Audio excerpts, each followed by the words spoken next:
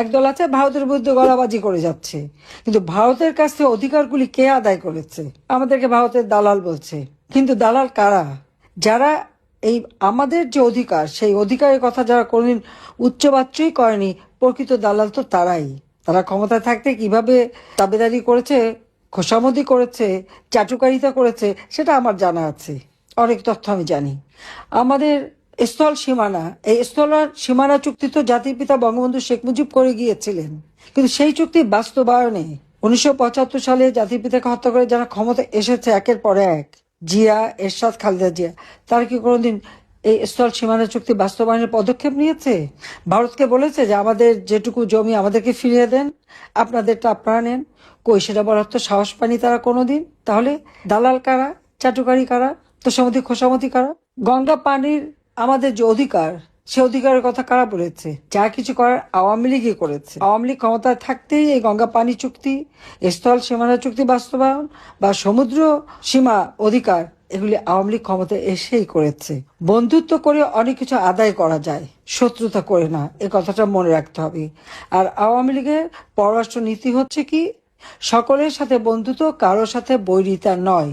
আমরা সেই নীতিতেই বিশ্বাস করি, আর সেই নীতি করেই কিন্তু সারা বিশ্বের সাথে আমরা একটা সুসম্পর্ক বজায় রেখেছিলাম। কেন? একটাই লক্ষ্য, বাংলাদেশকে অর্থনৈতিকভাবে উন্নত করতে হবে। কারণ সকলের সাথে বন্ধুত্বই আমরা করেছি, কারো চাটুকারিতাও করিনি, দালালিও করিনি।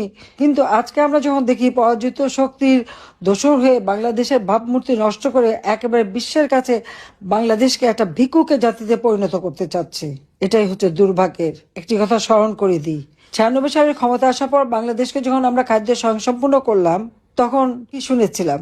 আমি পার্লামেন্টে ঘোষণা দেওয়ার সাথে সাথে বিএনপি নেত্রী এবং সাইফুর রহমান বলে বসলো যে খাদ্যের স্বয়ংসম্পূর্ণ হবে ভালো না, বিদেশ থেকে খাদ্য সাহায্য পাওয়া যাবে না। তার অর্থ কি ছিল? সারা জীবন বাংলাদেশে ভিক্ষা করে খাবে, এটাই তো। আমি সে কথা বলেছিলাম পার্লামেন্টেই। জাতির পিতা বঙ্গবন্ধু শেখ মুজিব বলেছেন, ভিক্ষুক জাতির কোনো ইজ্জত থাকে না। এটা হলো বাস্তবতা। তাহলে কারোর কাছে মাথা উঁচু করে চলাও যায় না, হাত পেতে চলতে হয়। আর হাত পেতে চলতে গেলে যে দুর্ভিক্ষ ঘটায়, সেটা তো 1974 সালে সেই চক্রান্ত করে দুর্ভিক্ষ, সেটা আমরা দেখেছি। দুর্ভাগ্য হলো যে লাখো শহীদের রক্তের বিনিময়ে অর্জিত এই স্বাধীনতা বারবার সেই স্বাধীনতাকে নস্যাৎ করার জন্য চক্রান্ত করে যাচ্ছে একটি অনেকগুলি দল আমি দেখি। আজকে ডক্টর মোহাম্মদ ইউনূস, তার কি স্বার্থ থাকতে পারে?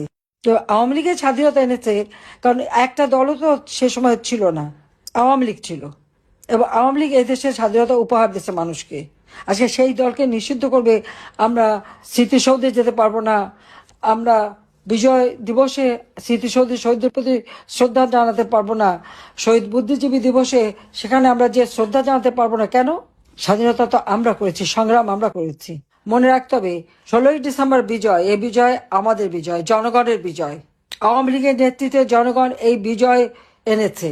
এই বিজয়ের সুফল জনগণের দ্বারেই পৌঁছাতে হবে। প্রত্যেকটা মানুষ যেন উন্নত জীবন পায়, প্রতিটি তরুণ যেন কাজ পায়, প্রত্যেকটা নারী যেন নিরাপদ থাকতে পারে, শিশুরা নিরাপদ থাকতে পারে, সেই পদক্ষেপ আমাদের নিতে হবে। এবং একমাত্র আওয়ামী লীগই পারবে বাংলাদেশকে গড়ে তুলতে, একমাত্র আওয়ামী লীগই পারবে বাংলাদেশের মানুষের জীবনের নিরাপত্তা দিতে, বাংলাদেশের মানুষের অন্ন, বস্ত্র, বাসস্থান, চিকিৎসার সুব্যবস্থা করে তাদের একটা উন্নত জীবন দিতে। এখানে আওয়ামী লীগ ছাড়া আর কেউ জনগণের দরদি না, এটা মাথায় রাখতে হবে। জাতির পিতা বঙ্গবন্ধু শেখ মুজিব আমাদের স্বাধীনতা দিয়ে গেছেন, আমরা উন্নয়নশীল দেশের মর্যাদা উন্নীত হয়েছিলাম। ইনশাআল্লাহ বাংলাদেশ উন্নয়নশীল দেশ হিসেবে প্রতিষ্ঠিত হবে। সাথে সাথে 2041 সালের মধ্যে স্মার্ট বাংলাদেশ গড়ে তুলে বিশ্বে আবার আমরা মাথা উঁচু করে দাঁড়াবো, এই প্রত্যয় ব্যক্ত করেই আমি আমার বক্তব্য শেষ করছি। খোদা হাফেজ। জয় বাংলা, জয় বঙ্গবন্ধু। বাংলাদেশ চিরজীবী হোক।